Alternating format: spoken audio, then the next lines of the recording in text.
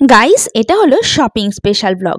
তো কিসের জন্য শপিং করতে গেছি সেটা তো তোমরা টাইটেল আর থাম্বনেল দেখে বুঝেই গেছো। তো তোমরা সাথে থাকো আর পুরো ব্লগটা কন্টিনিউ করো। Hello guys, good afternoon, welcome back to another video of Lakshmi বাচ্চা ব্লগ। তো আশা করি তোমরা সবাই ভালো আছো আর আমরাও ভালো আছি। তো আজকে রেডি হয়ে যাচ্ছি হলো একটু শপিং করতে। তো চলো তোমরা সাথে থাকো আর পুরো ব্লগটা দেখতে থাকো। তো দেখো এখন যাচ্ছি হলো আমার তো প্রেগনেন্সির যে ভিডিও সেটা তোমাদের সাথে শেয়ার করেছি। তো আজকে যাচ্ছি হলো আমার সেই সাধের যে শপিং, সেই শপিংটা করতে। কিন্তু এই ভিডিওটা আমি করেছিলাম দুর্গাপূজার সময়। সেই দুর্গাপূজার শপিং আর সাধের শপিং দুটোই সেমই। কারণটা হলো আমার সাধ ছিল দুর্গাপূজার আগে, দুর্গাপূজা ছিল হলো 20 তারিখ আর আমার সাধ ছিল হলো 16 তারিখ। তো যাই হোক, তো সব দুটো শপিংই একসাথেই করব। আর বাড়ির সবার জন্য পূজার শপিং করতে যাচ্ছি। তো আমি তো গুয়াহাটি থেকে চলে এসেছি অনেকদিন আগেই। তো প্রেগনেন্সির পরে আমি গুয়াহাটি থেকে আসার ব্লগ, আমার বার্থডে স্পেশাল ব্লগ সব কিছুই তোমাদের সাথে শেয়ার করছি, কিন্তু প্রেগনেন্সির যে রিলেটেড যে ব্লগগুলো সেগুলো তোমাদের সাথে শেয়ার করিনি। তো এরপর যে আরও অনেক সুন্দর সুন্দর স্বাদের ব্লগ সেগুলোও আসতে চলেছে। তো চলো তোমরা সাথে থাকো আর দেখতে থাকো যে কী কী শপিং করছি। তো গাইজ, আজকে আমরা চলে এসেছি ফালাকাটায়। তো ফালাকাটায় পুষ্পাঞ্জলি থেকে মোটামুটি আমাদের শাড়িগুলো কেনা হয়। তো আমার সাধের শপিং হলে কি হবে, বাড়ির সবার জন্য তো পূজার শপিং করতে হবে, তাই না? তো আজকে মার নিজের জন্য শাড়ি কিনবে, বাবার জন্য শার্ট, আর বুনুর জন্য কিছু জামা কাপড়, এ সমস্ত কিছু কেনা হবে। তো যাই হোক, এরপরে থাকছে হলো আমার যে সাধের স্পেশাল ব্লগ, সেগুলো তোমাদের সাথে শেয়ার করব। তো চলো তাহলে তোমরা দেখতে থাকো যে কী কী শপিং করছি। এদিকে মা, আমি, বুনু চলে এসেছি। তো আজকে মা যেই শাড়িটা দেবে, মায়ের তরফ থেকে আমাকে গিফট করবে, তো মা বললো যে তাহলে তুই পছন্দ করে নে। তো সেই কারণে আমরা এসেছি হলো আজকে শপিং করতে। তো এখন দাঁড়িয়ে রয়েছি বিলিং কাউন্টারে।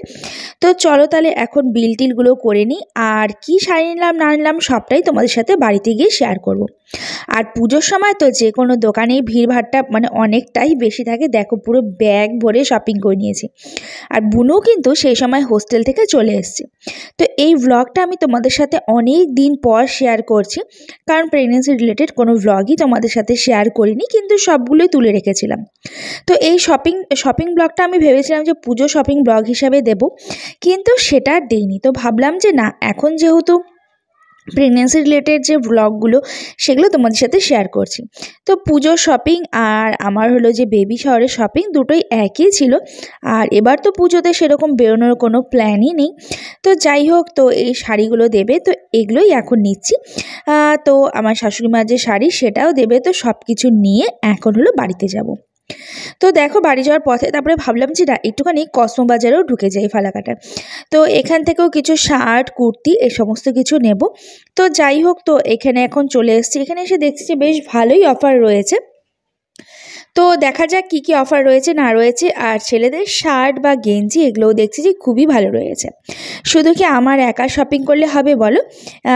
আমার বাবার শার্টটা পুষ্পাঞ্জলি থেকে নেওয়া হয়ে গেছিলো, কিন্তু আমার বরের জন্য ভাবছিলাম যে একটা একটা পাঞ্জাবি বা একটা কিছু শার্ট নেব। তো যাই হোক, দেখো চলে এসেছি বাড়িতে। তো চলো তাহলে এখন তোমাদের সাথে শেয়ার করি যে কী কী শপিং করলাম।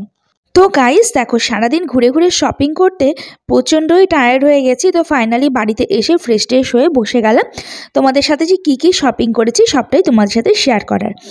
আর আমার প্রেগনেন্সি জার্নির যে মাঝের দিনগুলো, আমার বার্থডে গেছে, তার মাঝে আরও যে সমস্ত দিনগুলো গেছে, গুয়াহাটি থেকে চলে এসেছি, তো সব কিছুই ব্লগগুলো আগে শেয়ার করছি, কিন্তু সেই ব্লগে আমি কোনো প্রেগনেন্সি নিয়ে কোনো কথা বলিনি। তো যাই হোক, এখন যেগুলো প্রেগনেন্সি রিলেটেড ব্লগ আছে সেগুলোই তোমাদের সাথে শেয়ার করব। তো তোমরা সাথে থেকো, পাশে থেকো, আশা করি তোমাদের এই ব্লগগুলো খুবই ভালো লাগবে, কারণ তোমাদের সাথে অনেক কিছুই শেয়ার করা হয়নি। তো চলো তাহলে দেখাই যে কী কী শপিং করলাম। তো দেখো, এখানে পাশে তো অনেকগুলো ব্যাগ নিয়ে বসে গেছি যে কি শপিং করছি না করছি। আমার জন্য শাড়ি, মায়ের জন্য শাড়ি, বুনুর জন্য ড্রেস, আরও না জানি কত কিছু কিনেছি। আরও তো অনেক শপিং বাকি রয়েছে। আর অনলাইন থেকে তো পার্সেল এসেই চলছে। আর আমার যে সাধের স্পেশাল ব্লগ সেগুলো তোমাদের সাথে শেয়ার করব। তো সেগুলো খুবই এনজয় করেছিলাম সেই দিনগুলো। তো সবটাই শেয়ার করব তোমাদের সাথে। তো চলো এখন কথা না বাড়িয়ে তোমাদের সাথে শেয়ার করি যে কী কী শপিং করলাম। আর তোমাদের ভিডিওগুলো ভালো লেগে থাকলে লাইক, কমেন্ট আর শেয়ার করতে কিন্তু একদমই ভুলো না। আর যারা আমার চ্যানেলটিকে সাবস্ক্রাইব করনি তারা ঝটপট করে সাবস্ক্রাইব করে দিও। আর যেহেতু অনেকদিন পর ব্লগ দিচ্ছি, তো তোমরা কেউ ভুলে যেও না। তো যাই হোক, চলো সবার ফার্স্টে বের করলাম মায়ের জন্য যে শাড়িটা নেওয়া হয়েছে সেই শাড়িটা। তো এই শাড়িটা হলো বাবা মাকে গিফট করলো। তো এটা ব্লাউজ পিস কাটিয়ে একবারে দোকানে দিয়ে চলে এসেছি।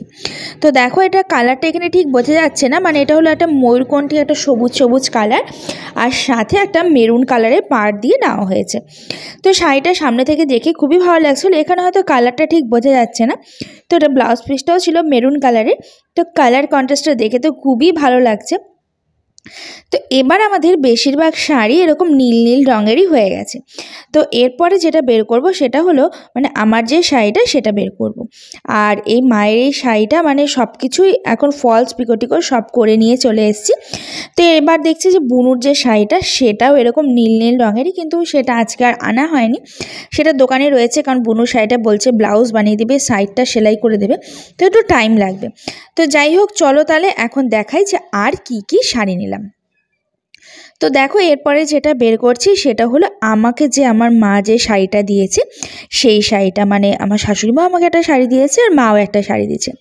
তো সাধারণত সাধে মানে কি বলবো, সাধের জন্য আমি একটু ভালো শাড়ি নিয়ে নিয়েছি, যেহেতু সামনে পুজো, আর পুজোর পরেই রয়েছে কিছু মানে আমাদের কিছু বিয়েবাড়ি রয়েছে। তো সেই জন্য মা বললো যে একবারে একটা ভালো শাড়ি দিয়ে দিচ্ছে, কারণ পুজোতে তো আর এবার শাড়ি কিছু দেবে না, যেহেতু 4 দিন পরেই পুজো। তো দুটার জন্য একবারেই দিয়ে দিয়েছে। তো আমার এই শাড়িটার যে কালারটা ছিল এত ভালো লেগেছে, আনকমন একটা কালার, মানে এরকম একটা কেরোসিন ব্লু যেটা বলে সেই ব্লু কালার, আর সাথে মানে পাড়ে রয়েছে এরকম হলো একটা পিচ কালারের মানে কম্বিনেশনে রয়েছে। আর এটার যে ব্লাউজ পিসটা ছিল সেটাও পুরো পিচ কালারের ছিল। তো সেই যে সাধের দিন এগুলো পরেছিলাম, মানে বাসি স্বাদ হয় সেইটা পরেছিলাম। তো মায়ের দেওয়া শাড়ি, মানে বাবার বাড়ি থেকে দেয় বাসি স্বাদ, তো সেদিন পরেছিলাম। তো সেটাও তোমাদের সাথে শেয়ার করব। আর আমার এই শাড়িটা কেমন লাগলো কালার কম্বিনেশন দিয়ে, তো সেটা তোমরা জানিও। আর শাড়িটা এতটাই সফট যে কি বলবো, মানে অনেক সময় কি হয় গরমের দিনে ভাবি যে বিয়ে বাড়িতে কী পরে যাব না যাব। তো যাই হোক, শাড়িটা প্রচণ্ডই হালকা পাতলা। আর শাড়িটা তোমরা প্রাইস অনেক সময় জিজ্ঞেস করো যে কোন শাড়িটা কত নিয়েছে, তো শাড়িটার প্রাইস ছিল 2700 টাকা। আর দেখো, এটা হলো আমার বেবি শাওয়ারের যে মেইন শাড়িটা, সেটা মানে প্রথম দিন যেই শাড়িটা পরবো সেটা। আর এই শাড়িটা দিয়েছে হলো আমাকে আমার শাশুড়িমা দিয়েছে। তো সেও বললো যে কি বলবো, পুজোতে আর শাড়ি দেবো না, তো একবারই দিয়ে নাও। তো সেই জন্য একটা ভালো দেখে একটা শাড়ি দিয়ে দিয়েছে। তো শাড়িটা দেখো ভেতরে কি সুন্দর মিনাকারি কাজ করা রয়েছে। তো এই শাড়িটাও আমি পছন্দ করে নিয়েছি। তো আমাকে বললো যে তোমার যেটা পছন্দ সেটাই নাও। তো যাই হোক, ভালোই হলো, নিজের পছন্দের শাড়ি নিতে কার না ভালো লাগে। তো এরকম শাড়িটা হলুদ আর লালের মধ্যে ছিল। ভাবছি যে সাধের দিন কি পরবো না পরবো, তো সেই জন্য এরকম একটা হলুদ লালের কম্বিনেশনে নিয়ে নিলাম। আর এই কুচিটা ছিল এরকম বেনারসির মতন, মানে পাটলি পাল্লু করা ছিল। আর শাড়িটা ছিল কি বললো, একটা পিওর সিল্ক কাঞ্জিবরম এরমের মধ্যে ছিল। তো মানে ভিতরে ম্যাটেরিয়ালটা পিওর সিল্কের মধ্যে ছিল, আবার পাটটা বললো কাঞ্জিবরমের মতন। যাই হোক, দোকানদার তো যা বুঝিয়ে দিল সেটাই নিয়ে চলে এলাম। কিন্তু যাই হোক, শাড়িটা আমার দেখে তো খুবই ভালো লেগেছে, তো সেজন্য নিয়ে নিয়েছি। এরকম আঁচলটা লাল আর ভিতরটা হলুদ, আবার কুচিটা লাল, আবার ভেতরটা হলুদ। তো শাড়িটা দেখে খুবই ভালো লেগেছে। তো এই শাড়িটা নিয়েছিল হলো 3400 টাকা মতো নিয়েছিল, মানে এটার দাম ছিল কত 3700 টাকা ছিল, ডিসকাউন্ট করে 3400 টাকা নিয়েছে। তো যাই হোক, এই শাড়িটাও কেমন লাগলো সেটা তোমরা অবশ্যই কমেন্ট করে জানিও। আর এরপরে হলো এটা হলো বুনুর ওয়ান পিস। এই ওয়ান পিসটা নেওয়া হয়েছে আজিও থেকে। তো আজিও থেকে নেওয়া হয়েছে, মানে কি বলবো, তো তোমাদেরকে দেখিয়ে দিলাম পার্সেলটা আজকে এসছে। তো বুনুর আরও অনেক ড্রেস রয়েছে, তো ওর শাড়িটা আজকে না মানে ব্লাউজের দোকানেই রেখে চলে এসেছি। মানে ও কি পরবে, মানে যেহেতু সবারই কেনাকাটি হচ্ছে সাধের দিন, আমি চাইছি যে সবাই সেজে গুজে থাকুক। আর দেখো, কসমো বাজারে গেছিলাম, কসমো বাজার থেকে 2400 টাকার কেনাকাটির ওপরে ছিল এরকম 3টা কাপের সেট। মানে আমরা ভাবছিলাম যে এটা কাপ কিনবো, তবে কাপগুলো না খুবই ভালো ছিল, কিন্তু আর অন্য কোনো কালার ছিল না। তো যাই হোক, এই কালারটাই নিয়ে চলে এলাম। তবে মানে কাপটার যে মেটেরিয়ালটা সেটা খুবই ভালো ছিল। তো এখান থেকে আমার বাবার জন্য একটা শার্ট, আর হলো আমার বরের জন্য একটা শার্ট, তো এই করে 2400 টাকা হয়ে গেছে। ও হ্যাঁ, বুনু শাড়িটাও কসমো বাজার থেকে নেওয়া হয়েছে।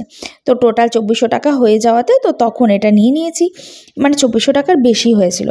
তো যাই হোক, তোমাদের এই শপিং স্পেশাল ব্লগটা কেমন লাগলো সেটা তোমরা অবশ্যই কমেন্ট করে জানিও।